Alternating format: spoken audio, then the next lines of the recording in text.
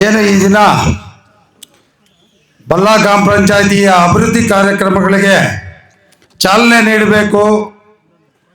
ಆ ಒಂದು ಕಾರ್ಯಕ್ರಮಕ್ಕೆ ಆಗಮಿಸಿರ್ತಕ್ಕಂಥ ನಮ್ಮ ಮುಳಬಾಗಿಲು ಜನಪ್ರಿಯ ಶಾಸಕರು ಆದಂಥ ಸಮೃದ್ಧಿ ಮಂಜಣ್ಣ ಅವರೇ, ಅದೇ ಥರ ನಮ್ಮ ರಾಜಕೀಯ ಧುರೀಣರು ಖ್ಯಾತ ವಕೀಲರು ಆದಂಥ ಶಂಕರಣ್ಣವರೇ, ವೇದಿಕೆ ಮೇಲೆ ಆಸೀನರಾಗಿರ್ತಕ್ಕಂಥ ಎಲ್ಲ ನನ್ನ ಮಿತ್ರರೇ, JDS ಪಕ್ಷದ ಮುಖಂಡರೇ, ಈ ಒಂದು ಪಂಚಾಯಿತಿಯ ನನ್ನ ಎಲ್ಲ ಯುವಕ ಮಿತ್ರರೇ, ಎಲ್ಲ ನಮ್ಮ ಬಂಧು ಮಿತ್ರರೇ, ಯಾವುದೇ ಒಂದು ಕಾರ್ಯಕ್ರಮವನ್ನು ಈ ಒಂದು ಅಭಿವೃದ್ಧಿ ಕಾರ್ಯಕ್ರಮಗಳನ್ನ ನಡೆಸ್ಕೊಂಡು ಹೋಗ್ಬೇಕು ಅಂದರೆ ಎಷ್ಟು ಕಷ್ಟಗಳಿದೆ ಅಂತ ಹೇಳ್ಬಿಟ್ಟು ಶಾಸಕರು ಆಗಕ್ಕೆ ಮೊದಲು ಒಂಥರ ಬಾಧೆಗಳಿತ್ತು, ಶಾಸಕರು ಆದಮೇಲೆ ಈ ಒಂದು ಬಾಧೆಗಳು ಕಂಟಿನ್ಯೂ ಆಗಿದೆ ಅಂತ ಹೇಳ್ಬಿಟ್ಟು ಶಾಸಕರು ಹೇಳ್ಕೊಂಡ್ಬಂದ್ರು.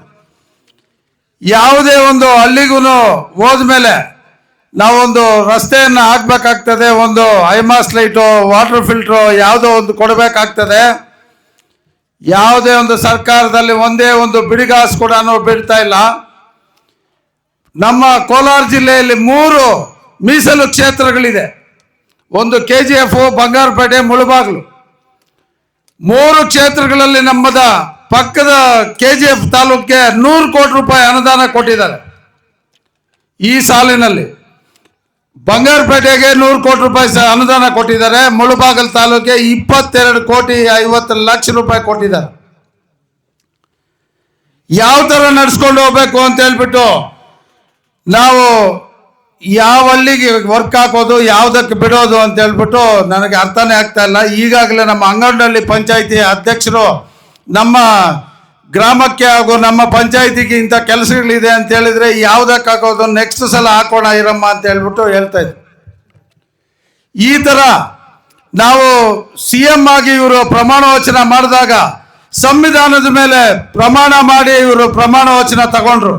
ನಾವು ಎಲ್ಲರೂ ಸಮಾನವಾಗಿ ನೋಡ್ತೀವಿ ಅಂತ ಹೇಳ್ಬಿಟ್ಟು ಇವರೇ ಅನೌನ್ಸ್ ಮಾಡ್ತಾರೆ, ನಮ್ಮ ಶಾಸಕರಿಗೆ 50 ಲಕ್ಷ 70 ಲಕ್ಷ, ಬೇರೆ ಪಾರ್ಟಿಯವರಿಗೆ 25 ಲಕ್ಷ ಅಂತ, 25 ಕೋಟಿ ಅಂತ. ಸರ್ ಕ್ಷಮಿಸಿ, ಈ 25 ಕೋಟಿ ತಾರತಮ್ಯ ಯಾವ ಥರ ಮಾಡ್ತಾ ಇದ್ದೀರಾ ಅಂತ ಹೇಳಿದ್ರೆ, ಇವಾಗ ಸಂವಿಧಾನ ಜ್ಞಾಪಕ ಬರಲ್ಲ.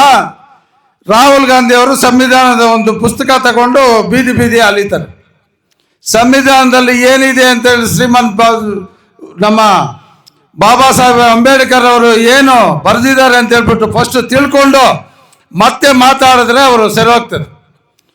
ಅದೇ ಥರ ಮೀಸಲು ಕ್ಷೇತ್ರಗಳಿಗೆ ಈ ಪರಿಸ್ಥಿತಿ. ಜನರಲ್ ಕ್ಷೇತ್ರಗಳಲ್ಲಿ ಕೋಲಾರಕ್ಕೆ 75 ಕೋಟಿ ರೂಪಾಯಿ ಈಗಾಗಲೇ ಅನುದಾನ ಬಿಡುಗಡೆ ಮಾಡಿದ್ದಾರೆ. ಮುಳಬಾಗಿಲು ಪರಿಸ್ಥಿತಿ ಈ ಥರ ಇದೆ. ಒಬ್ಬರಿಗೆ ST ದುಡ್ಡನ್ನು ತಿಂದಾಕಿದ್ರು. ST ದುಡ್ಡು ತಿಂದಾಕಿ ಅವ್ರನ್ನ ಕೆಲವು ದಿನ ಬಂದಿಗಾಲದಲ್ಲಿ ಇಟ್ಟು ಇವಾಗ ಅವ್ರಿಗೆ ಮತ್ತೆ ಮಿನಿಸ್ಟರ್ ಮಾಡಬೇಕು ಅಂತ ಹೇಳ್ಬಿಟ್ಟು ಹೊರಟಿದ್ದಾರೆ. ಒಬ್ಬ ST ಜನಾಂಗದವರಿಗೆ ಒಂದು ಬೋರ್ವೆಲ್ ಹಾಕೊಡೋಕೆ ಕೂಡ ಆಗ್ತಾ ಇಲ್ಲ. ಈ ಪರಿಸ್ಥಿತಿಯಲ್ಲಿದೆ. ಈಗಾಗಲೇ ಮುಳಬಾಗಿಲು ತಾಲೂಕಿನಲ್ಲಿ ನಮ್ಮ ಶಾಸಕರು ಏನು ಈ ಒಂದು 10 ದಿನದಲ್ಲೇ ಪಂಚಾಯಿತಿ ಟೂರ್ ಹಾಕ್ಕೊಂಡಿದ್ದಾರೆ. ಆ ಟೂರು ವ್ಯವಸ್ಥೆಯಲ್ಲೂ ನಮ್ಮ ಶಾಸಕರು ಎಲ್ಲ ನಾಯಕರು ಬರ್ತಾ ಇದ್ದಾರೆ.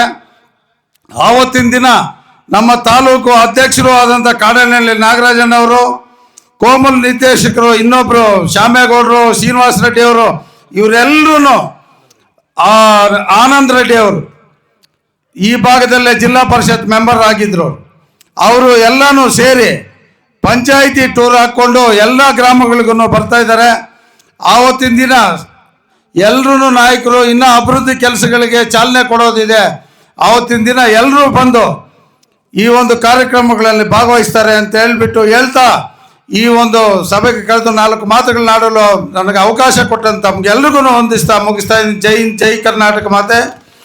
ಇನ್ನೊಂದು ನಮ್ಮ ರಘುಪತಿ ರೆಡ್ಡಿ ಅವರು ಹೇಳ್ತಾ ಇದ್ರು, DCC ಬ್ಯಾಂಕು ನಿರ್ದೇಶಕರಾಗಿದ್ದೇವೆ, ಇನ್ನು ಕೋರ್ಟಲ್ಲಿದೆ.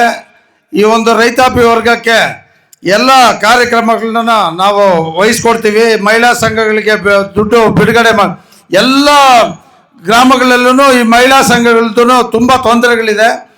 ಆದಷ್ಟು ಬೇಗ ನೀವು ಕೋರ್ಟನ್ನು ಫಾಲೋ ಮಾಡಿ ಈ ಒಂದು ಮಹಿಳೆಯರ ಒಂದು ಈ ಸಂಘಗಳಿಗೆ ದುಡ್ಡು ಬಿಡುಗಡೆ ಮಾಡೋದನ್ನು ಬೇಗ ಮಾಡಿಕೊಡ್ಬೇಕು ಅಂತ ಹೇಳ್ಬಿಟ್ಟು ತಮ್ಮ ಬರುವಾಗ ಹೇಳ್ತಾ, ಅದೇ ಥರವಾಗಿ ಈ ನನ್ನ ಯುವಕ ಮತ್ತು ಬಲ್ಲಾ ಪಂಚಾಯಿತಿಯಲ್ಲಿ ಎಲ್ಲರೂ ಒಗ್ಗೂಡಿಸ್ಕೊಂಡು ಹೋಗ್ತಾ ಇದ್ದಾರೆ. ಇವರಿಗೆ ಎಲ್ಲ ಥರವಾಗಿ ನಾವು ಬೆಂಬಲವಾಗಿ ನಿಲ್ತೀವಿ, ಮುಂದೇನು ನಿಂತಿದ್ದೀವಿ, ಇವಾಗೂ ನಿಲ್ತೀವಿ ಅಂತ ಹೇಳ್ಬಿಟ್ಟು ಈ ಒಂದು ವೇದಿಕೆ ಮುಖಾಂತರ ನಾನು ಹರೀಶ್ ಅವರಿಗೆ, ಅವ್ರ ಯುವಕ ಮಿತ್ರರಿಗೆ ಎಲ್ರಿಗೂ ತಿಳಿಸಲು ನಾನು ಇಚ್ಛಿಸ್ತೀನಿ ಬಂಧುಗಳೇ.